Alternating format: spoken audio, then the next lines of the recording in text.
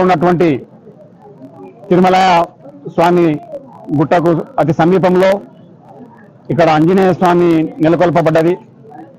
ఈ ఆంజనేయ స్వామి నెలకొల్పినటువంటి ప్రాంగణంలో భక్తులు ఈ పరివారం అంతా కూడా ఇక్కడ ఒక ఆంజనేయ స్వామి యొక్క విగ్రహాన్ని ప్రతిష్ఠించాలని చెప్పేసి సంకల్పం మూడినరు.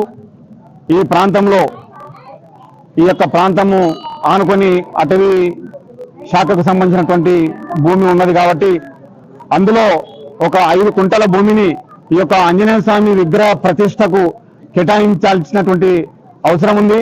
కాబట్టి అధికారులు కానీ ప్రస్తుతంలో ఉన్నటువంటి రాష్ట్రంలో ప్రస్తుత ఎమ్మెల్యే కానీ మరి ప్రణాళిక సంఘం ఉపాధ్యక్షులు కానీ ఈ యొక్క విగ్రహం యొక్క రిప్రజెంటేషన్ కూడా వాళ్లకు అందివ్వడం జరిగింది.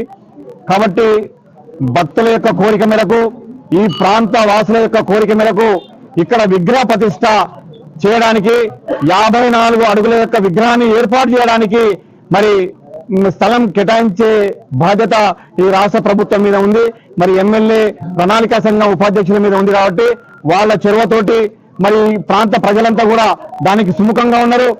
ఈ ప్రాంతంలో ఈ యొక్క తిరుమల గుట్ట అతి ప్రాచీనమైనటువంటి దేవాలయము. ఇక్కడ మేము ఈ రోజు నాకు వయసు 62 సంవత్సరాలు.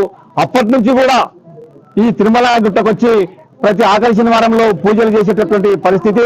కాబట్టి అటువంటి పురాతనమైనటువంటి గుడి ప్రాంగణంలో ఈ యొక్క విగ్రహాన్ని ఏర్పాటు చేయడము ఈ ప్రాంత ప్రజలకు కూడా ఒక ధైర్యాన్ని, ఈ ప్రాంత ప్రజల యొక్క దైవాన్ని మనం గుర్తించే వాళ్ళం అవుతాం కాబట్టి, వాళ్ళ ఆశయం నెరవేర్చిన వాళ్ళం అవుతాం కాబట్టి ఈ యొక్క ఆంజనేయ స్వామి గుడి ప్రాంగణంలో విగ్రహ ప్రతిష్ఠ చేయడానికి మరి చొరవ తీసుకోవాలని చెప్పేసి మా వైపు నుంచి మేము కోరుతా ఉన్నాం.